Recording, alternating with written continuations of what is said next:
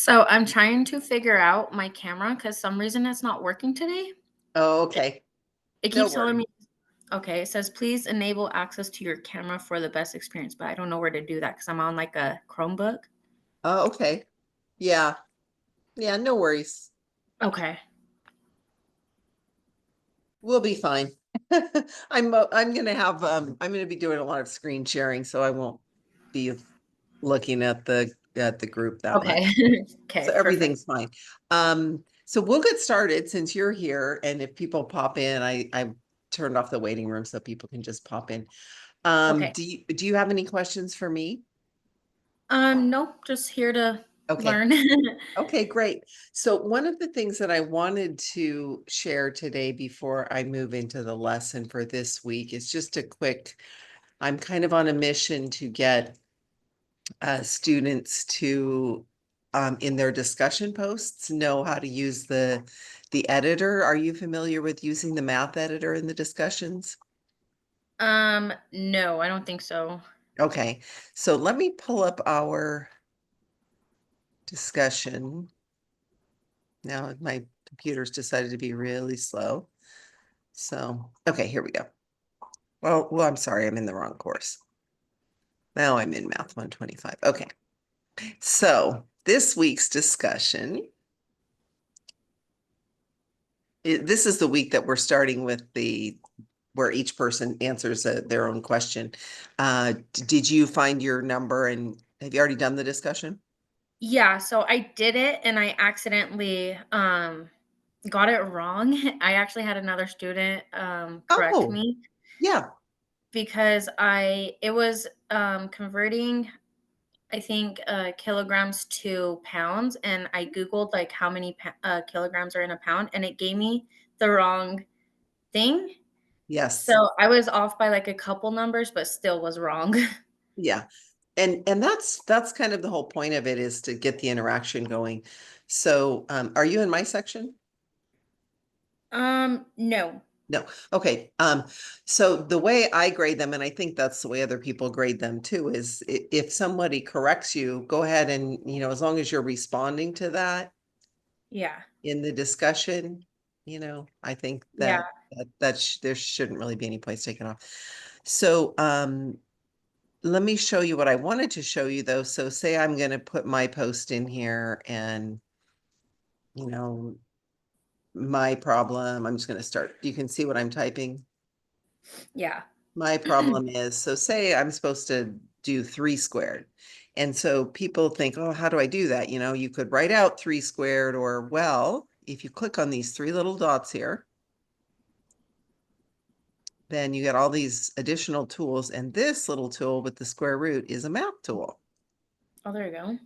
So if this pops up and see now I can do exponents and fractions and square roots. And if I want to show the division symbol or the multiplication symbol or this multiplication symbol. So those are the main ones we use in this class. But so I could do something like 3 squared over Okay. 2.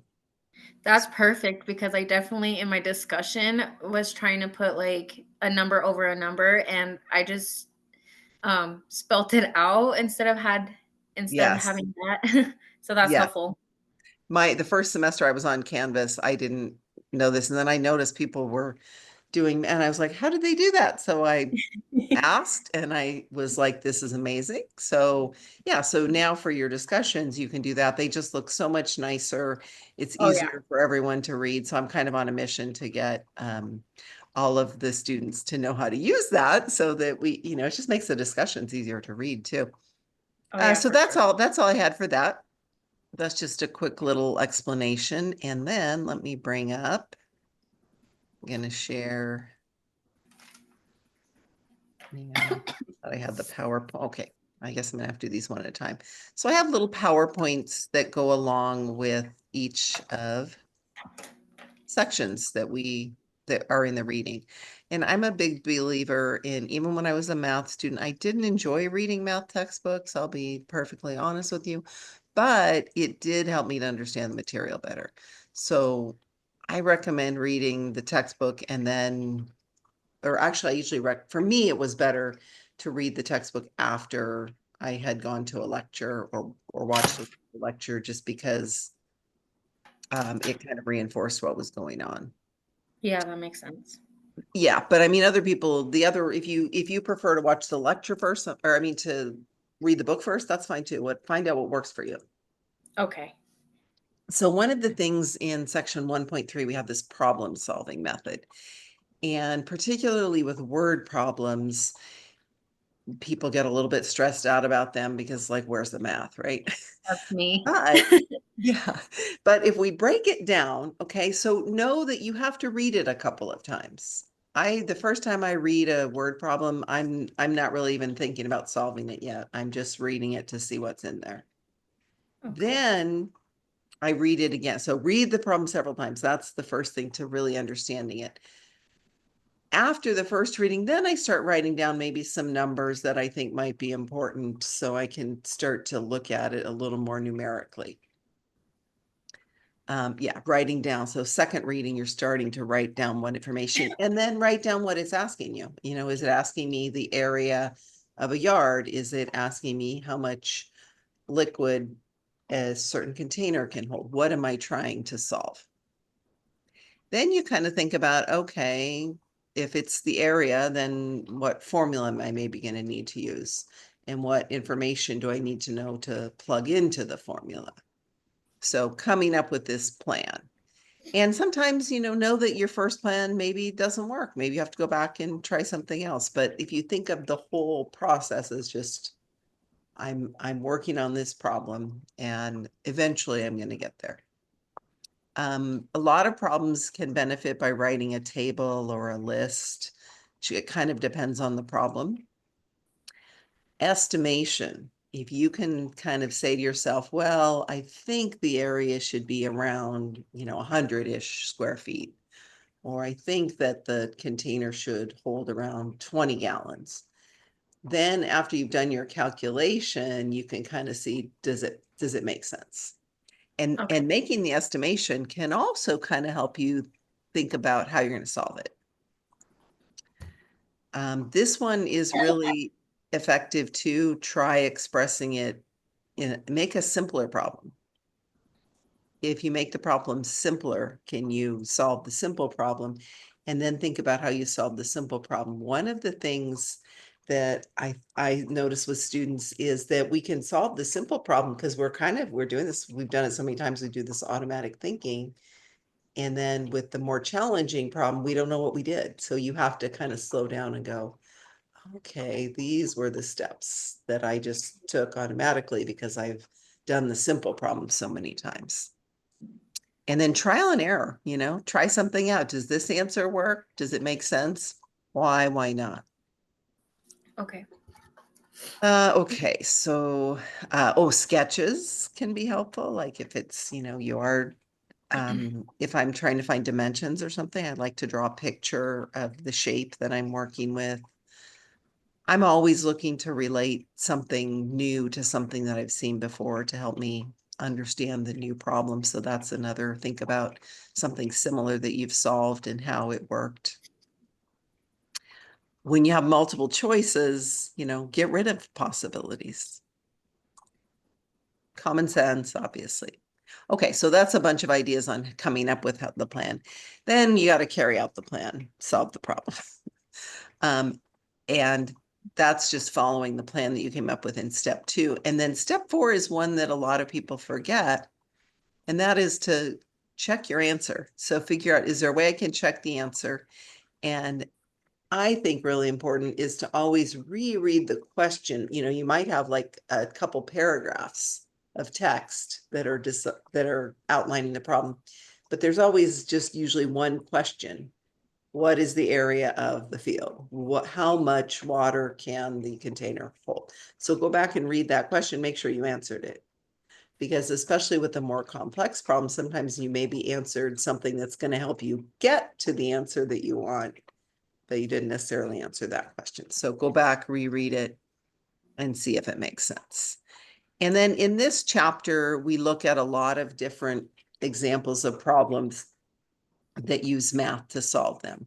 So they're all a little bit different. And so some, sometimes you need some of those techniques and sometimes you need some of the others. And in the real world, we're not always given just the information that we need to solve a problem, right? You might have more information than you need, and you might decide what information do I need to use to solve the problem. And you might not have enough. You might have to do a little bit of research or something to find a piece of that information. So Yeah. this example is just kind of looking at what's missing. So we have a man purchased 5 shirts, each at the same discount price. How much did he pay? So what are we missing? The cost. Yeah, how much was each shirt, right? Yeah. If I knew how much each shirt was, what would I do? So a man purchased 5 shirts each at the same discount price. How much did the 5 shirts, I would say, divided by how much it cost? Or would you add the 5 shirts Well, it and then depends on if I tell you that he paid a total of, if his total price out the door was $20, how would you figure that out? 20 divided by 5? Yeah, Yeah. exactly. And if I Okay. told you that each shirt cost $3, then what was the total cost? Times it by 5? Yeah, yes, exactly. Yep. So we're obviously missing a little bit of information here, but that's the idea, is to understand what was missing. Yeah. Okay. I feel like sometimes with math, my anxiety, especially like at times being called on type thing, even through like high school, it's like I lose all thought of like math. So I think just my That, nerves make it worse. yes, that is how the brain works. When we panic, and I'm very familiar with that, but when we panic, then our brain just goes into survival mode, and all our brain is capable of doing is keeping us alive. And it's Yeah. not capable of doing higher math. So the idea is, when that happens, is to, have some techniques. For me, doing like deep breaths, Yeah. slow deep breaths kind of helps bring me back to where I'm at. So that I can think logically again. But there's lots of different things that you can use for that. But it's real. I mean, it's a very common problem. Let's see, what do we have here? If I pay $100 cash up front, and then I pay the balance off $20 a week, how long would it take me to pay for a bicycle that costs $680? What do we think about this one? So I think I would do um up front at the balance Okay. 20 a week. How long will it take me to pay? I would maybe do the 680 minus 100 and then What divide would it by that 20. tell me? How much left he has to pay, Yes, right. 580 left. Uh-huh. and then divide it by 20. Yes. Okay. Oops, sorry. 20. And what would that tell me? Like for the answer? Mm-hmm. Would that tell me the number of weeks? Yes. Yes. Yes. And then if I Nine. do that division, do you know that we can just divide out a 10 here and here? So we have Oh, 8 over 2. I just used my calculator. Oh, that's okay. So you got, what'd you get? 29. Yes. Okay. Calculators are great too. They're totally allowed in this class. So, hey, how do you feel about that one? I feel like that one's not too bad. I feel like I get really confused when it's like bigger question, like when the word questions are like bigger More and words. Yes. complex, Well, let's see what else I have in here. like a little more work. Yes. So we did that one together. I'm just gonna go through the slides here. I think the first initial thing that happens to me, I mean, I haven't done math like this obviously since like high school, so that was like over 10 years ago. Oh, Um, so I really think that like once I see a bigger problem, I stress automatically and I feel like I focus on more stressing than just calming down and like reading through it and just trying to figure it out. yes. Well, I think this one's a little more challenging.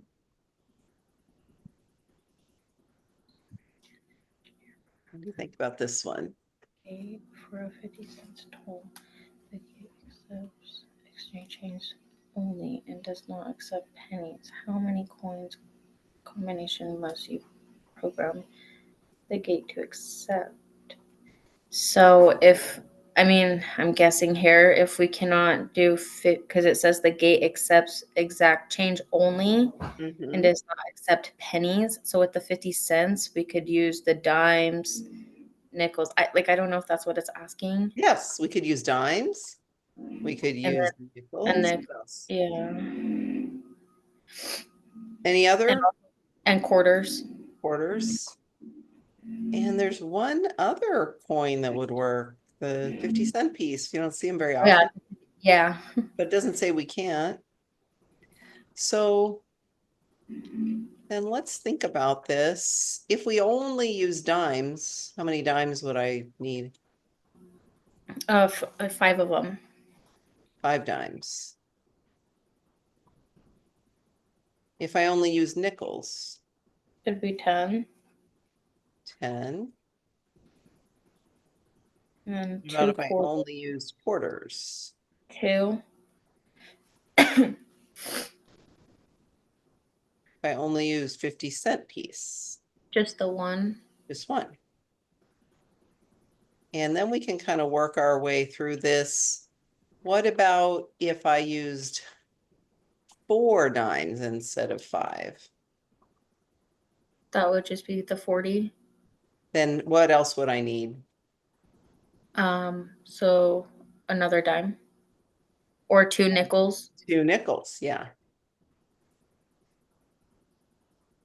And So if I, I do have a question on the chart you're like doing. Is that like the work you would do for this? this is exactly what I would do for this. Yeah, Okay, okay. because it wants the number, how many combinations. So I can't do that in my head. I would have to write it out like, Exactly.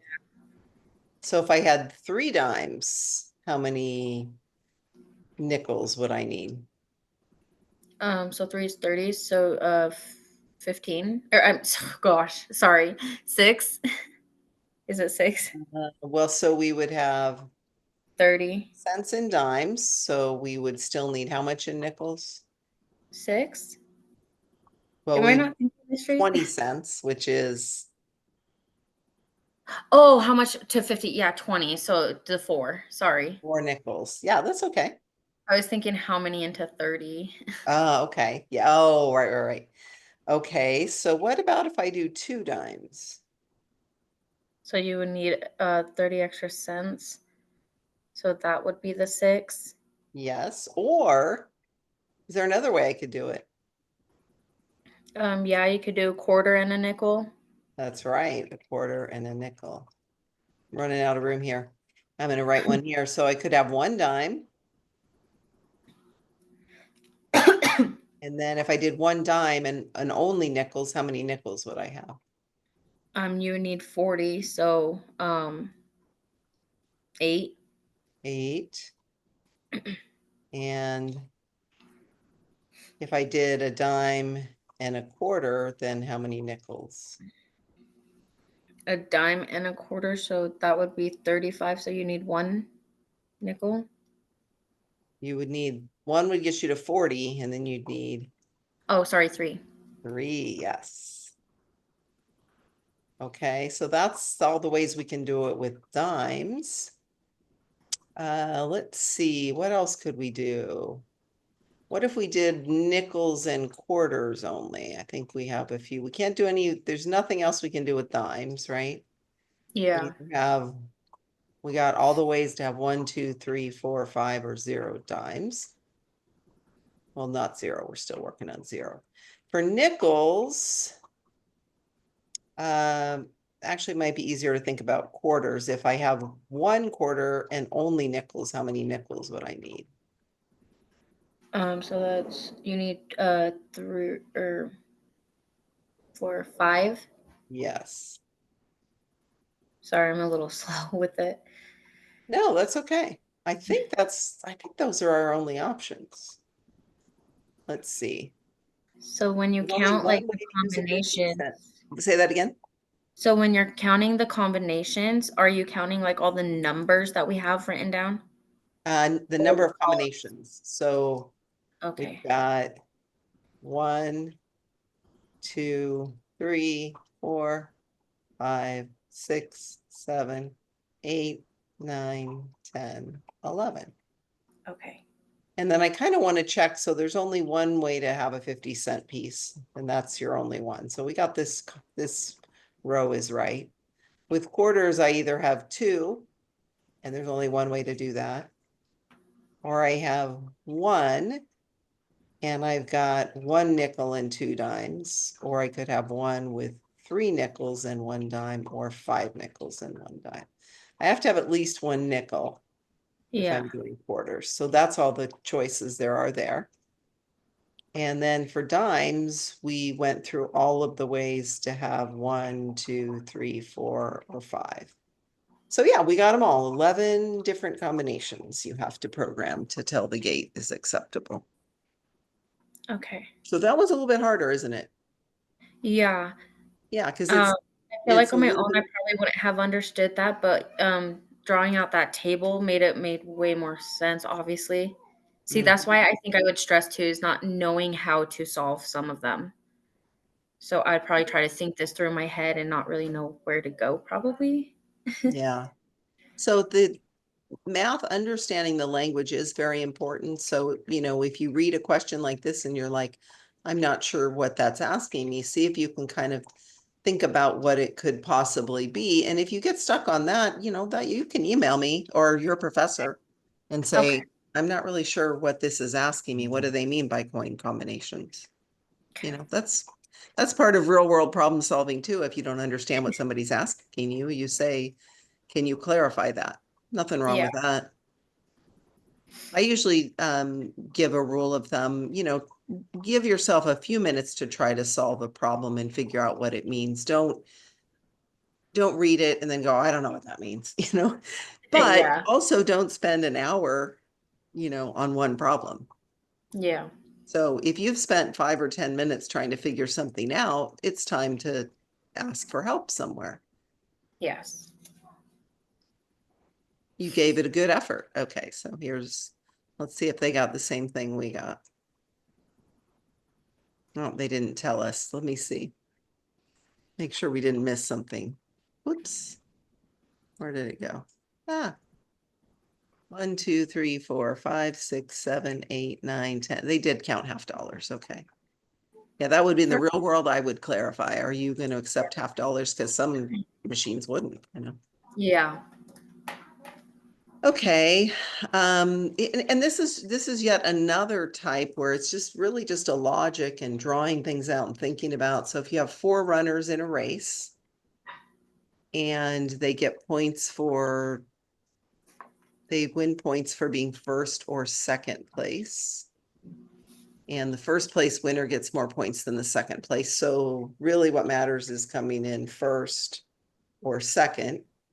Yeah. To How get any many point. different arrangements can we have of someone coming in first and someone else coming in second?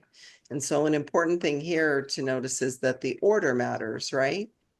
Yeah. Because the first place person gets more points than the others. And these are the types of problems that we do a lot in probability and statistics, kind of figuring out how many ways something can happen. And these are, when you're first learning these, a picture is a really good way. And I'm going to pull up theirs because they made a Okay. much nicer one. So if Maria comes in first, notice that there's 3 different ways that someone else can come in second. Yes. So these are all the possibilities with Maria coming in first. And there's 3 of them, right? Yeah. And then notice that we could do the same thing with each of the other 3 race participants. So oops, so here we go. Whoa, I went too far. So we could have also had Aretha in first place, Thelma in first place, or Debbie in first place. And for each person we put in first place, there's 3 other Three. people to come in. Yeah. So we basically have 4 times 3, right? There's Yeah, 12 12. possibilities. Okay, perfect. That makes a lot more sense. Mm-hmm. The pictures are really helpful. And that's all we have for that one. So that's section 1.3 in your book. And Okay. some of the homework problems will come from there. There's also a list of some that you can work on. But kind of think back to what some of the things were that we did when you're working on solving those. I think that'll be helpful. Okay. Question, oh, someone joined us. Hello, Rachel. So then do you have any questions that you wanted me to answer before I jump into the next section, Rachel? No, I was waiting for the next section. Thank Okay. you. So the next section is 9.1. And, oh, I don't think I shared it. Hold on. Back to here.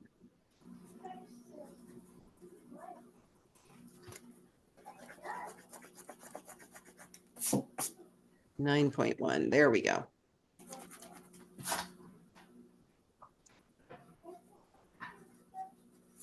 The metric system. Okay. So a lot of the problems in this section are having to do with measures and converting between the standard, or what they call the English system in the book, and the metric system. So kind of keep in mind that you have all these different units and all these different factors for converting. And your professor should have posted a list of conversion factors in the announcements. Did you get a copy of that? I'm not sure if I saw that. I might have to look later. Okay, so check in the announcements. There should Oh. be a copy. It's like 3 pages or so, and it has all of the conversion factors. And you want to make sure that you use those and don't use just whatever you find on the internet, because we're using very specific factors so that when Canvas checks your answer, it makes it a little bit easier to input that. Okay. So that means that also means that you can't use, like, if you find a really nice calculator on the internet that converts from metric to standard, it's going to give you an answer that's a little too precise for what the answer is in Canvas. Those are great. You know, in life, you'll find them to be really useful. But for this class, we have to kind of get used to doing the conversions. So, Yes. example, if we're talking about length in the standard system that we use for most things in the US, we have these conversion factors. 12 inches is a foot, and these are all exact. So, you know, if you use these numbers, that's what most people would be using. 3 feet is a yard, 36 inches is a yard, 5,280 feet is a mile. So when I'm converting between units, what I do is I create what we call a unit fraction, or I also call them unit multipliers, because we're going to use them to multiply. And so, for example, this is what I wanted to do. If I have 7 feet and I want to convert it to inches, then what I want to do is I want to find, so both of these compare feet and inches, and they're both equal to 1, because 12 inches is 1 foot. So when you divide something by itself and they're equal, you get 1. So if I multiply by this, I'm not changing the quantity, I'm only changing the units. So if I want to convert to inches, then I want the multiplier that has inches in the denominator. That's the new units that I want. And the units that I want to convert out of in the, sorry, I said denominator. In the numerator, I want the units that I'm converting to. In the denominator, I want the units I'm converting from. So I'm going to multiply by 12 inches over 1 foot. And if it helps, I can think of this as 7 over 1. And then remember, because we have feet in the numerator and feet in the denominator, feet over feet cancel each other out. So I can cross them out. And that leaves me with 7 times 12, or 84. my units are inches, and my denominator now is just 1 times 1, which is 1, and anything divided by 1 is itself. So I have 7 feet is 84 inches. So as long as you have these conversion factors, you can always create whatever the proper unit multiplier is, and you just multiply, and you can convert between any units that you like. Have y'all seen this before, or is this new? Yeah. Yeah, okay. I heard before like nursing school that conversion or converting like dosage and stuff. So I practiced that a little bit before starting. Oh, So I good felt for you. Nice, yes. And we'll do some of those too in the applications, yeah. Okay, yeah, so that's what we did.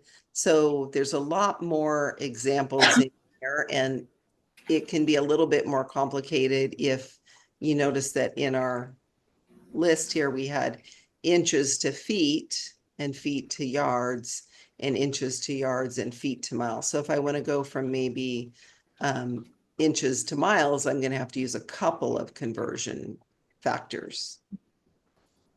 Okay. Or in this one, I don't have to do it this way, but I could. So to convert 40 inches to feet, I'm going to use the multiplier 1 foot is 12 inches and 40. Oh no, I only used one. Oh, these only, I was looking for one that used 2. I'm sorry. Never mind. These examples are, I was reading this as a multiplication.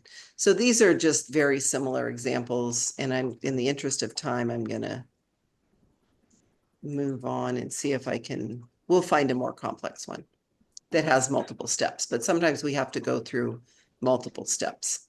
So that is the standard system. In the metric system, we have our base unit is the meter for measuring lengths. And then if we're measuring a large length, we're going to use a kilometer. That just means 1,000 meters. And if we're measuring a small length, we're going to use a millimeter. That's 1,000th of a meter.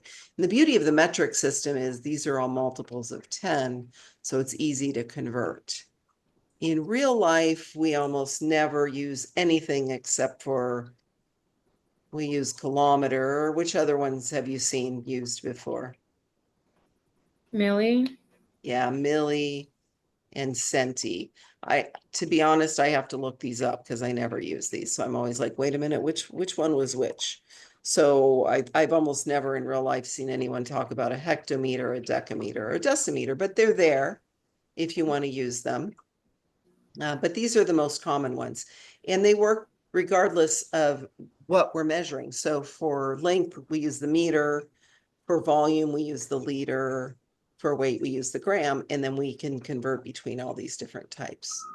So typically for a large measurement, I use kilo, kilometer, whatever. And for a small, centi or milli, depending on what the units are. And some of it is just convention, what people conventionally use is why we use certain units over the other. Okay, so here they are listed for meters and how they convert from one to another. And then maybe you've seen something like this before when we're converting from one to the other. As the units get smaller, we multiply by 10 every time we move to the right. Right? Because if we have a kilometer, then we would have 10 hectometers. And if we have a hectometer, we would have 10 decameters, I think they were. And then going in this direction, we divide by 10. So if I have 1,000 millimeters, divide by 10, that's 100 centimeters and so forth. So this can be a really useful little tool to have by your side when you're just doing those metric conversions. You can use the conversion factors like we did. So for example, to convert from a kilometer to a meter, I can use the fact that, what am I doing here? There we go. I can use the fact that a kilometer is 1,000 meters. So if I want to convert from meters to kilometers, I can multiply by 1 kilometer over 1,000 meters. And if I want to convert the other way from kilometers to meters, then I would multiply with 1,000 meters in the numerator and kilometers in the denominator. And it would also work with grams or whatever. So you can use the unit multipliers like we talked about with the standard system or English system, or you can use this little tool, which is kind of a fun way to just move along and count. Questions about converting in the metric system? I just Um, had one about, oh, sorry. Well, Go you're ahead. fine. I didn't have any. Okay. Okay. So like when we take our exam, like I remember you saying like we're allowed to have like a note sheet. Is that correct? Yes, Like that is for correct. exam And one. all of the conversion factors will be given to you. So that list I told you that was posted in the announcements, that you're allowed to have that, and that's not counted as your regular notes. So on Okay. top of that, you can have another Oh, 2 or 3 pages. just for exam one? For all of the exams. Oh, okay, that helps. Because I always Yeah. have like trouble memorizing them. Like doing Yes. it is easy, but it's like memorizing it. Also, I don't know if I'm like I was looking in the announcements, but I don't see like the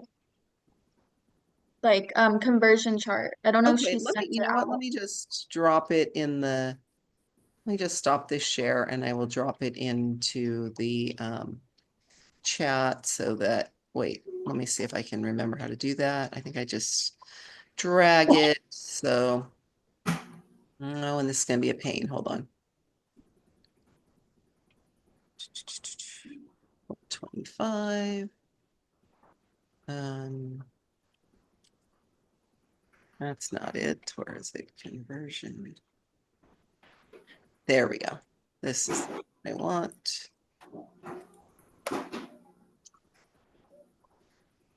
Oh, it didn't let me do it. Let's see. Oh, your computer. Oh, it's not going to let me do it. Thought I knew how to do that.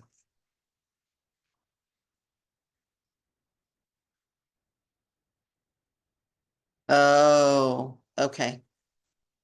It will not let me send it to you that way. So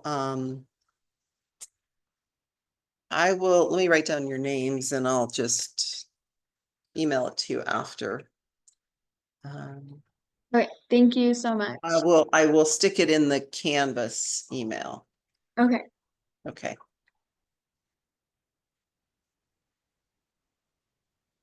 Just writing that down. Okay. Do you know which section you're in? I'm in section 125. Oh, okay. All right, that's fine. Okay, so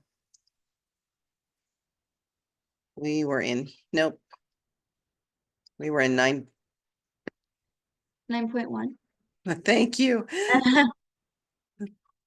Oh, it went back to the beginning. That's okay. I can find where we were. Okay. Okay, so this is the one where you really want to make sure that you're using those conversion factors, because I've already had a few students say, why am I getting these wrong? Well, if you're using something that you got on the internet, that's why you're getting it wrong. Okay. Oh, which page is it showing? Why did it do that? That's okay. All right, so for an inch, we're going to use 2.54 centimeters, for a foot and so forth. I mean, I don't memorize these either. So, I just go and look up what are we using for that. So if I want to convert from miles to kilometers, I go to my conversion list and I find where I have miles and kilometers. Here it is. 1 mile is 1.6 kilometers. Okay. So you might have heard 0.6 miles is a kilometer. If you use that one, you'll be slightly off. So use this one. 1 mile is 1.6 kilometers. So I'm going to use, if I'm converting from miles to kilometers, I want my miles in the denominator. I want my kilometers in the numerator.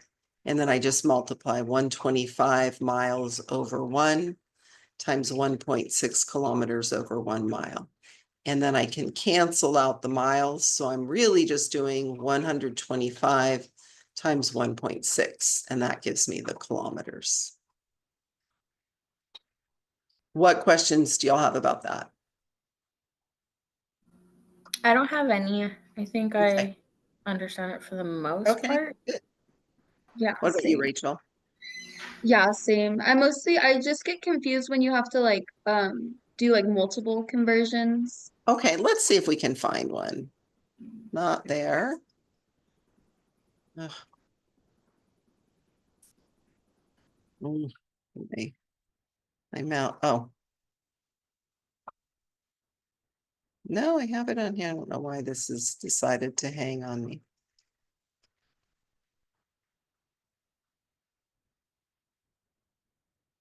Okay. I'm going to switch back to this mode because it's causing me problems. Okay. Oh, I think that's the last one. Well, let's see if there's one in the next slide show. If there isn't, then I'll just make one up for us to try. Okay.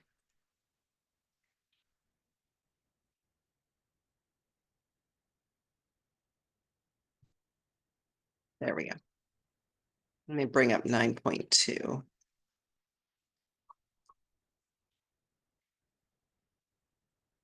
Okay, so now we have capacity or volume.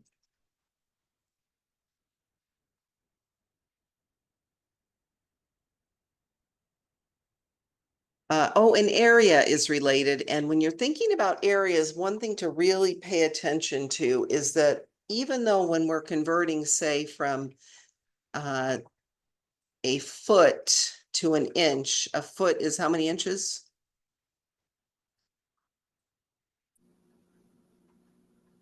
12 remember? inches. 12, yeah, 12 inches.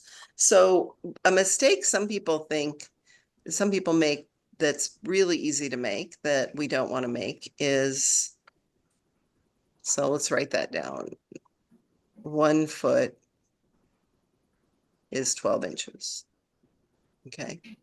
So if I have a square foot, so I'm going to change these are square feet.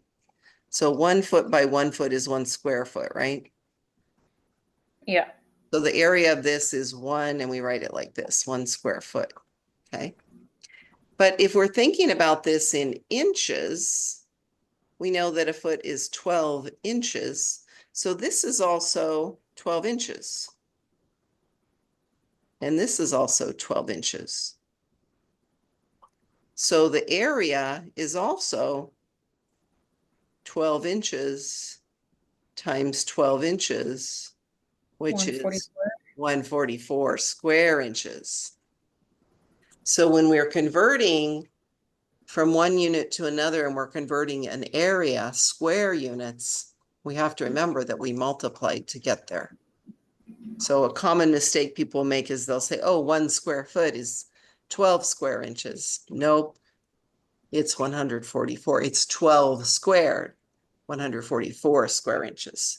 So that's kind of an important thing to remember on the areas.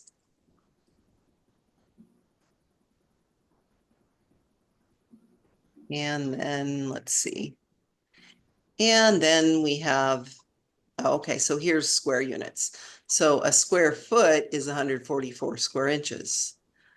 1 yard is 3 feet, so a square yard is 9 square feet, and so forth. So that's explaining that. And then let me find our capacity, which should be, okay. So volume is, as I said, the amount of space that's occupied by a figure. So we could measure volume in cubic feet or cubic yards, or really take any unit of length and cube it, right? Because a volume has 3 dimensions. And then when we talk about how much liquid would fill up that volume, now we're talking about capacity. So we often say volume when we really mean capacity. So the standard system we use, if you're a baker or a cook, you probably know cups and quarts and gallons and so forth. And then we also have the fluid ounce, which is not to be, I remember when I was younger thinking it was the same as the ounce that's in weight, but it's actually different. So there's 8 fluid ounces in a cup. And so we can convert between all of these different units that we have. And let's see if we have a more challenging one.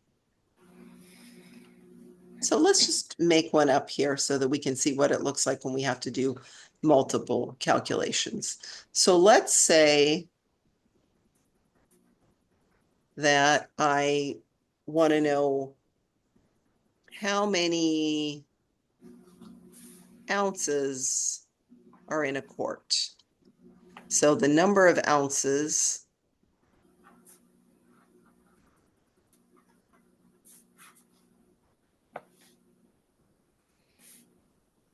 in 1 quart. Okay. And let's see, I just have a cup is 8 fluid ounces. Let's see, I have a gallon is 128 ounces. I have 4 quarts is a gallon. Oh, it looks like if I use this one and this one, I should be able to get to ounces, right? Because I can go from quarts to gallon, and then I can go from gallons to ounces. So that's the trick when you have to do multiples, is to figure out how you're gonna be able to get from one to the next to the next. So if I start with my 1 quart up here, and I want to convert from quarts to gallons, do I want the quarts in the numerator or in the denominator? In the numerator. So I want them to cancel. Oh, the denominator. Yeah. So 4 quarts is 1 gallon. And we can write over 1 to make it a little bit easier to understand that. And then if I want to convert, so now these quarts are going to cancel and I'm going to have gallons, but I don't want gallons. I want ounces. So now I'm going to use this one. And do I want the gallons in the numerator or the denominator? The denominator. Yes.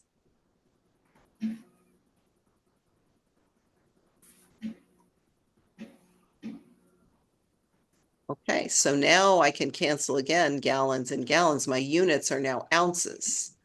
And now I've got to look at my numbers. So I have 1 times 1 times 128 in the numerator. And in the denominator, I have 1 times 4 times.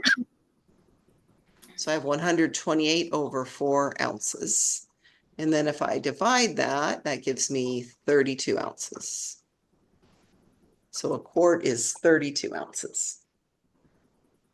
So when you're doing multiples, you just write them all up, make sure that everything cancels so that you're left in the numerator with the units that you wanted. Okay. Yeah? Yes. Feel good about that? Okay, good. And often in those dosage calculations, we have a couple things that we have to do. That's pretty common. Yeah. Yeah. So that's fun. Let's see what else we have here. So here's our capacity in the metric system. And like I mentioned before, we don't use most of these. In fact, I've really only seen liter and milliliter used. I've never seen anybody even use a kiloliter.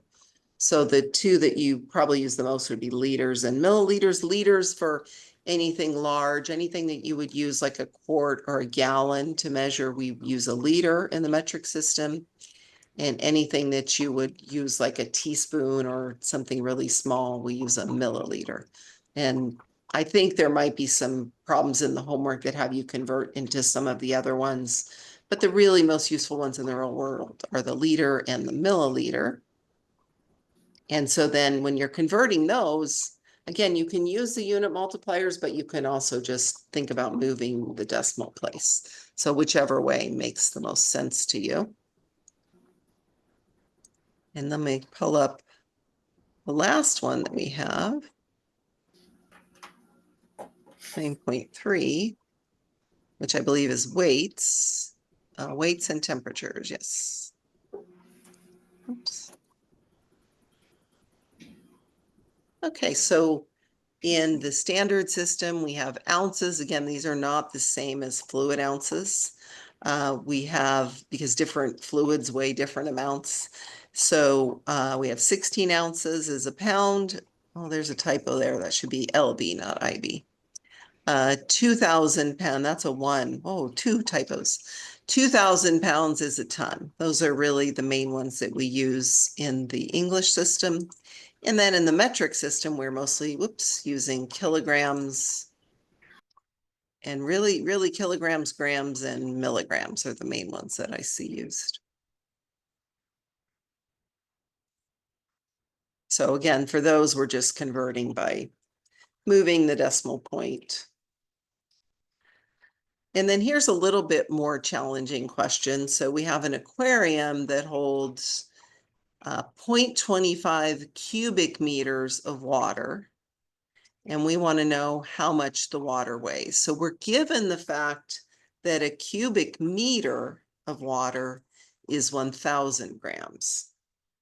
So that gives me this first unit multiplier here that's converting between kilograms and cubic. Sorry, hit the button I need to hit is right by the one that unshares. Here we go. Keep doing that. All right. So we have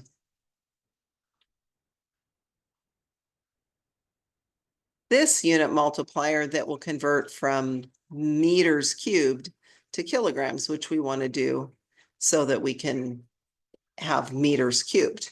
Once we have 1 meter cubed, then we can figure out what 0.25 meters cubed is. So 0.25 meters cubed times 1,000 kilograms over 1 meter cubed gives us 250 kilograms.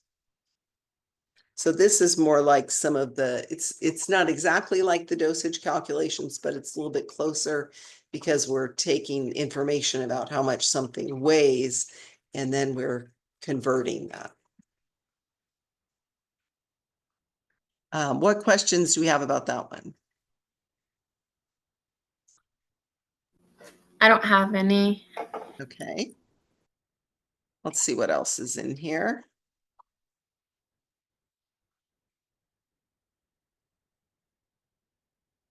Okay, so weight in going from the standard to the metric. So 1 ounce, these are the ones you're going to use. I'll mail to you a whole file with like 3 pages of this stuff. So we have an ounce is 28 grams and a pound is 0.45 kilograms. Now, if you're like me, I've in everything else except for in this class, I always think of a pound, no, 2.2 pounds is a kilogram. That's the one that I remember. That's where I got it wrong on my my math question because I Yes. used the 0.45. Yes. So the way it works is that this, if you do 1 pound over 0.45 kilograms, you'll end up with like 2.222222 repeating. So you have to use this one or it's going to mark it wrong. Okay, yeah. Yeah. So just know that outside of this class, there are lots of tools that are available that you can use. But really what we're trying to learn in this class is how to do those conversion factors. So just to make sure I heard you right, did you say to use the 1 pound and 0.45 or the 2.2? No, use this one. Am I not sharing the screen? No, you are. See, and Okay. that's the one I used, but the student that corrected me used the 2 point something. So maybe I'll ask my teacher if my answer was wrong or right because she told me that she got a different answer because she used the 2 point something. Yeah, if you 2.0. use 2.2, well, it depends on the problem.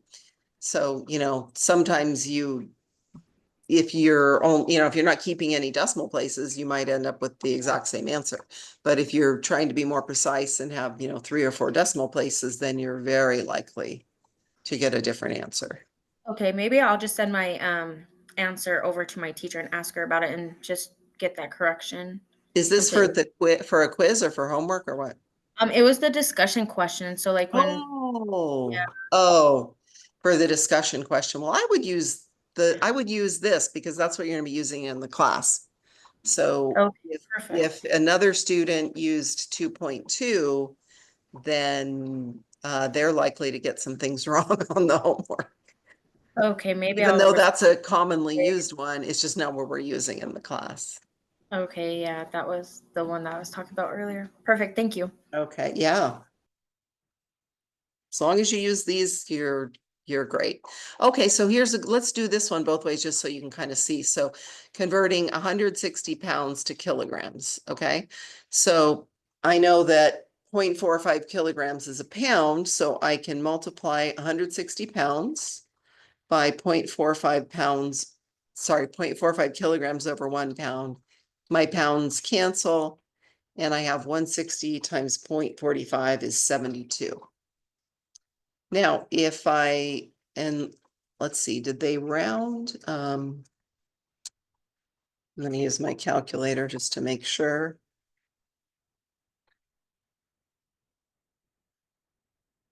$160 divided by, or sorry, times 0.45.